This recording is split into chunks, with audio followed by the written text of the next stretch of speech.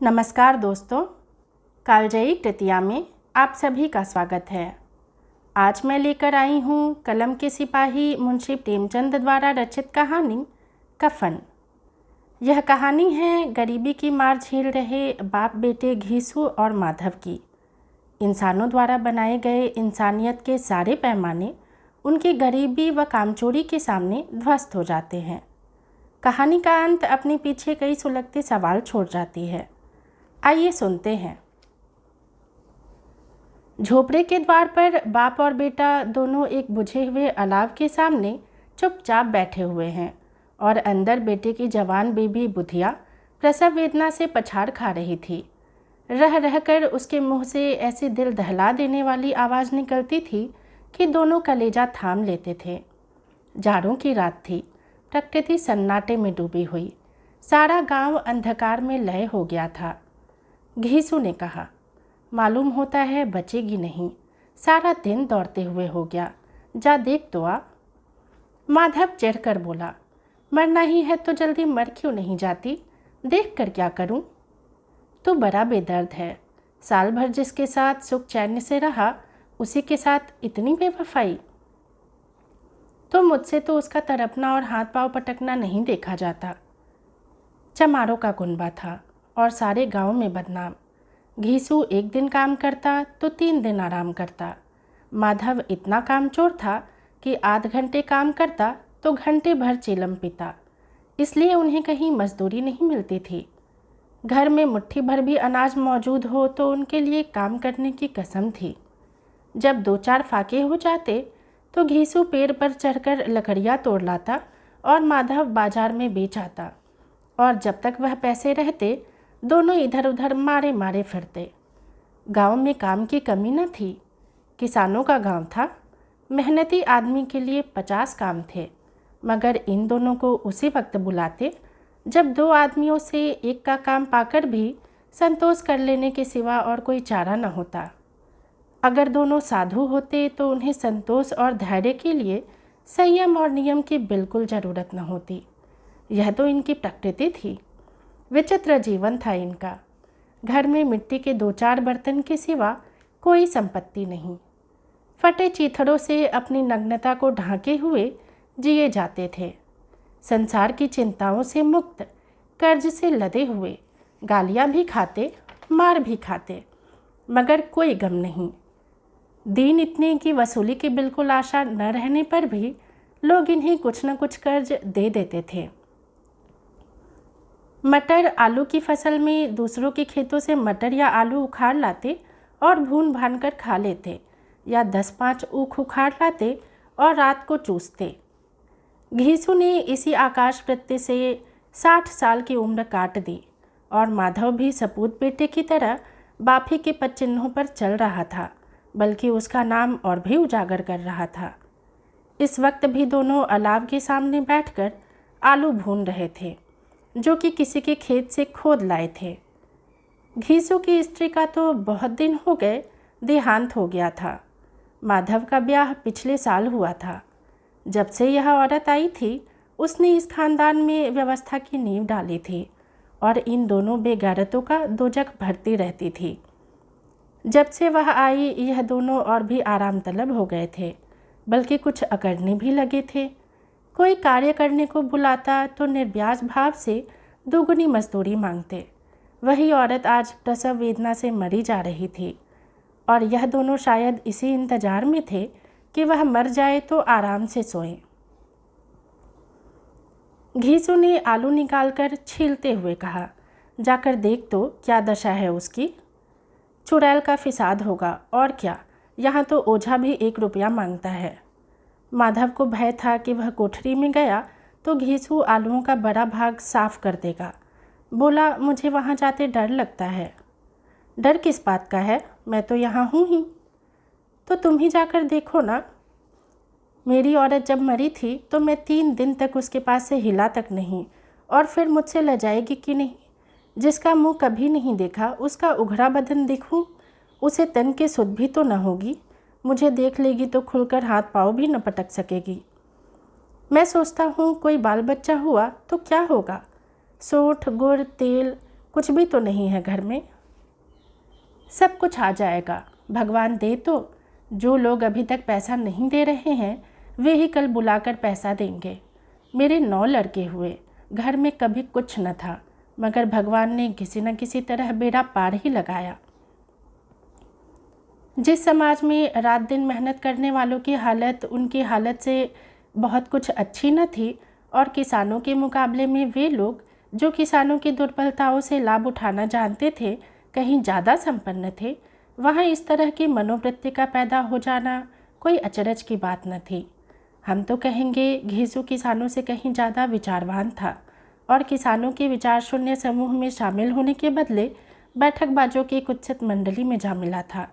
हाँ, उसमें यह शक्ति न थी कि बैठकबाजों के नियम और नीति का पालन करता, इसलिए जहाँ उसकी मंडली के और लोग गांव के सरगना और मुखिया बने हुए थे, उस पर सारा गांव उंगली उठाता था। फिर भी उसे यह तस्कीन तो थी ही कि अगर वह फटेहाल है तो कम से कम उसे किसानों की सी जी तोड़ मेहनत तो नहीं करनी पड़ती, और उसकी सरलता और निरीहता से दूसरे लोग बेजा फ़ायदा तो नहीं उठाते। दोनों आलू निकाल निकाल कर जलते जलते खाने लगे। कल से कुछ नहीं खाया था, इतना सब्र न था कि उन्हें ठंडा हो जाने दे। कई बार दोनों की ज़बानें जल गईं। छिल जाने पर आलू का बाहरी हिस्सा कुछ ज़्यादा गर्म न मालूम होता, लेकिन दांतों तले पड़ते ही अंदर का हिस्सा जबान, हलक और तालू को जला देता था, और उस अंगारे को मुंह में रखने से ज़्यादा खैरियत इसी में थी कि वह अंदर पहुंच जाए। वहाँ उसे ठंडा करने के लिए काफ़ी सामान थे, इसलिए दोनों जल्द जल्द निगल जाते। हालांकि इस कोशिश में उनकी आंखों से आंसू निकल आते। घीसू को उस वक्त ठाकुर की बारात याद आई जिसमें 20 साल पहले वह गया था। उस दावत में उसे जो तृप्ति मिली थी वह उसके जीवन में एक याद रखने लायक बात थी, और आज भी उसकी याद ताज़ी थी। बोला, वह भोज नहीं भूलता। तब से फिर उस तरह का खाना और भरपेट नहीं मिला। लड़की वालों ने सबको भरपेट पूरियाँ खिलाई थीं, सबको, छोटे बड़े सबने पूरियाँ खाईं, और असली घी की चटनी, रायता, 3 तरह के सूखे साग, एक रसेदार तरकारी, दही, चटनी, मिठाई। अब क्या बताऊं कि उस भोज में क्या स्वाद मिला। कोई रोक टोक नहीं थी, जो चीज़ चाहो मांगो, जितना चाहो खाओ। लोगों ने ऐसा खाया कि किसी ने पानी न पिया गया, मगर परोसने वाले हैं कि पत्तल में गर्म गर्म गोल गोल सुवासित कचौड़ियाँ डाल देते हैं। मना करते हैं कि नहीं चाहिए, पत्तल पर हाथ से रोके हुए हैं, मगर वह है कि दिए जाते हैं। और जब सबने मुंह धो लिया तो पान इलायची भी मिली, मगर मुझे पान लेने की कहाँ सुध थी, खड़ा हुआ न जाता था। चटपट जाकर अपने कंबल पर लेट गया। ऐसा दिल दरियाव था वह ठाकुर। माधव ने इन पदार्थों का मन ही मन मजा लेते हुए कहा, अब हमें कोई ऐसा भोज नहीं खिलाता। अब कोई क्या खिलाएगा, वह जमाना दूसरा था। अब तो सबको किफ़ायत सोचती है। शादी ब्याह में मत खर्च करो, क्रियाकर्म में मत खर्च करो। पूछो, गरीबों का माल बटोर बटोर कर कहाँ रखोगे? बटोरने में तो कमी नहीं है, हाँ खर्च में किफ़ायत सोचती है। तुमने एक 20 पूरियाँ खाई होंगी, 20 से ज़्यादा खाई थी। मैं 50 खा जाता। 50 से कम मैंने भी न खाई होंगी। अच्छा पट्ठा था तो मेरा आधा भी नहीं है। आलू खाकर दोनों ने पानी पिया और वहीं अलाव के सामने अपनी धोतियाँ ओढ़कर पाँव पेट में डाले सो रहे, जैसे 2 बड़े बड़े अजगर गेंडुलियाँ मारे पड़े हों। और बुधिया अभी तक कराह रही थी। सवेरे माधव ने कोठरी में जाकर देखा तो उसकी स्त्री ठंडी हो गई थी। उसके मुंह पर मक्खियाँ भिनक रही थीं। पथराई हुई आंखें ऊपर टंगी हुई थी। सारी देह धूल से लथपथ हो रही थी। उसके पेट में बच्चा मर गया था। माधव भागा हुआ घीसू के पास आया। फिर दोनों जोर जोर से हाय हाय करने और छाती पीटने लगे। पड़ोस वालों ने यह रोना धोना सुना तो दौड़े हुए आए और पुरानी मर्यादा के अनुसार इन अभागों को समझाने लगे, मगर ज़्यादा रोटने पीटने का अवसर न था।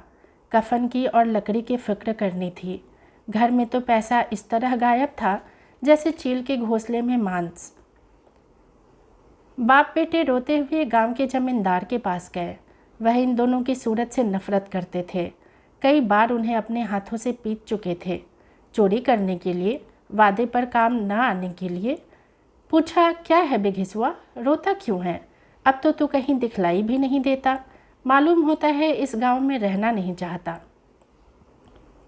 घीसू ने जमीन पर सिर रखकर आंखों से आंसू भरे हुए कहा, सरकार, बड़ी विपत्ति में हूँ।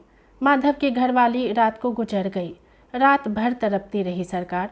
हम दोनों उसके सिरहाने बैठे रहे, दवा दारू जो कुछ हो सका सब कुछ किया, मुदा वह हमें दगा दे गई।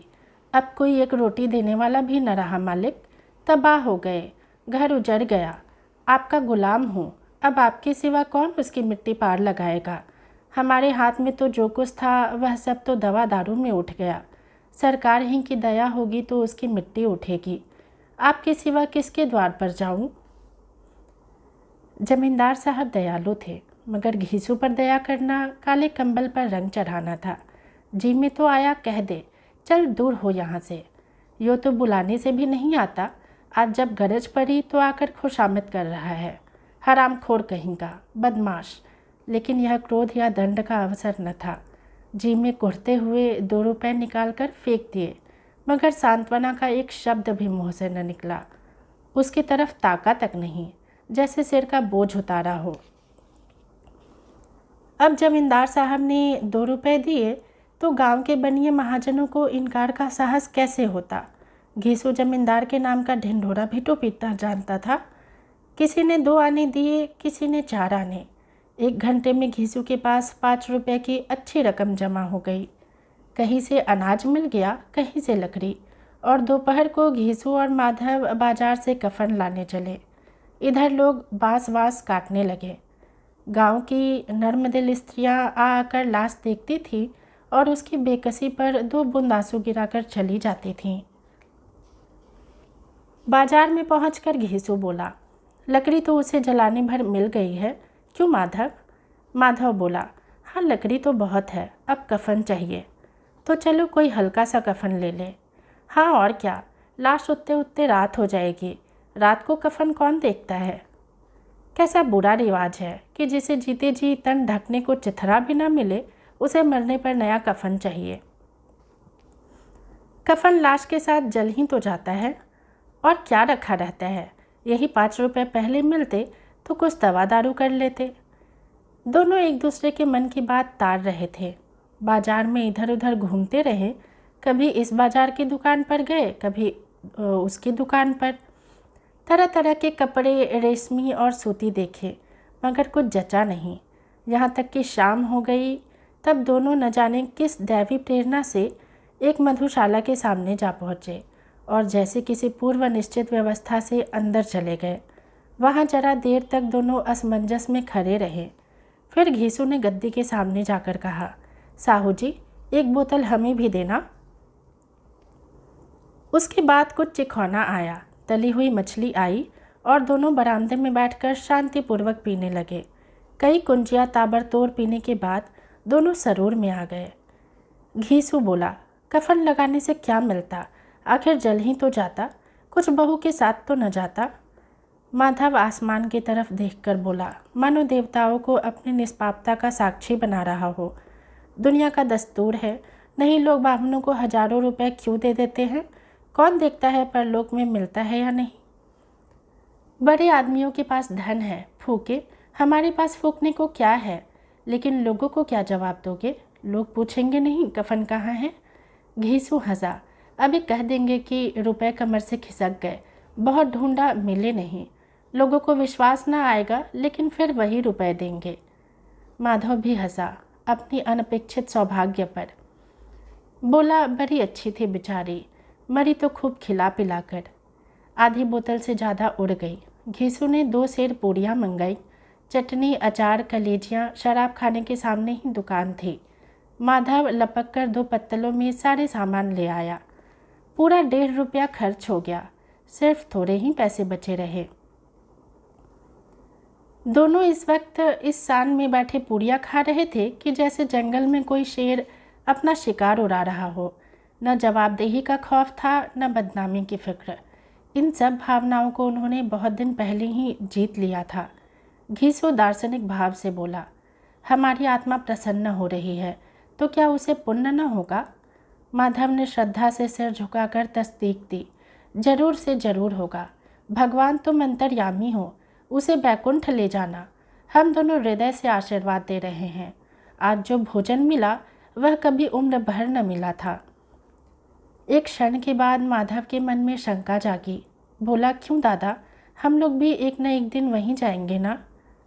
घीसू ने इस भोले भाले सवाल का कुछ उत्तर न दिया। वह परलोक की बातें सोचकर इस आनंद में बाधा न डालना चाहता था। जो वहाँ हम लोगों से पूछे कि तुमने हमें कफन क्यों नहीं दिया, तो क्या कहोगे? कहेंगे तुम्हारा सिर। पूछेगी तो जरूर। तू कैसे जानता है कि उसे कफन न मिलेगा? तू मुझे ऐसा गधा समझता है? 7 साल इस दुनिया में घास खोदता रहा हूँ। उसको कफन मिलेगा और बहुत अच्छा मिलेगा। माधव को विश्वास न आया। बोला, कौन देगा? रुपए तो तुमने चट कर दिए। वह तो मुझसे पूछेगी। उसकी मांग में सिंदूर मैंने डाला था।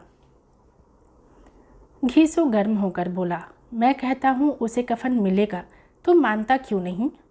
कौन देगा, बताते क्यों नहीं? वही लोग देंगे जिन्होंने अबकी दिया।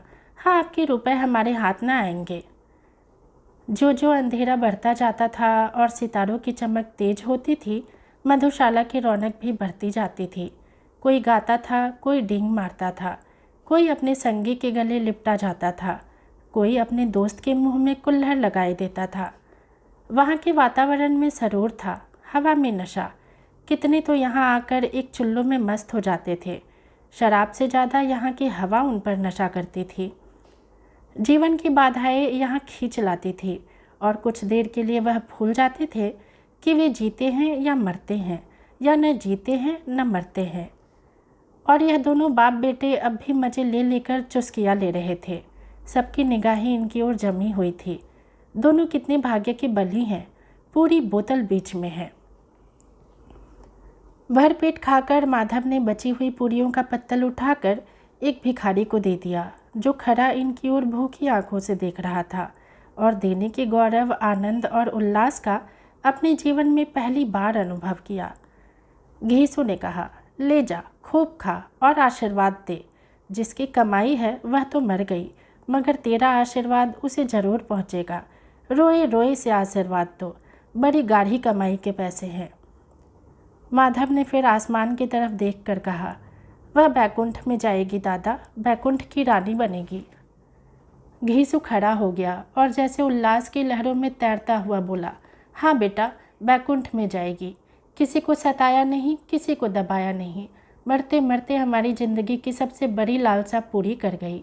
वह न बैकुंठ में जाएगी तो क्या ये मोटे मोटे लोग जाएंगे, जो गरीबों को दोनों हाथों से लूटते हैं और अपने पाप को धोने के लिए गंगा में नहाते हैं और मंदिरों में जल चढ़ाते हैं? श्रद्धालुता का यह रंग तुरंत ही बदल गया। अस्थिरता नशे की खासियत है।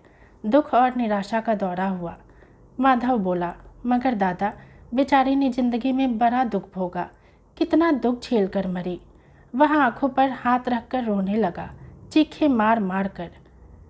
घीसू ने समझाया, क्यों रोता है बेटा? खुश हो कि वह मायाजाल से मुक्त हो गई, जंजाल से छूट गई। बड़ी भाग्यवान थी जो इतनी जल्द माया मोह के बंधन तोड़ दिए। और दोनों खड़े होकर गाने लगे, ठगनी क्यों नैना झमकावे ठगनी। पियक्करों की आंखें इनकी ओर लगी हुई थी और यह दोनों अपने दिल में मस्त गाए जाते थे। फिर दोनों नाचने लगे, उछले भी, कूदे भी, गिरे भी, मटके भी, भाव भी बताए, अभिनय भी किए और आखिर नशे में मदमस्त होकर वहीं गिर पड़े। धन्यवाद।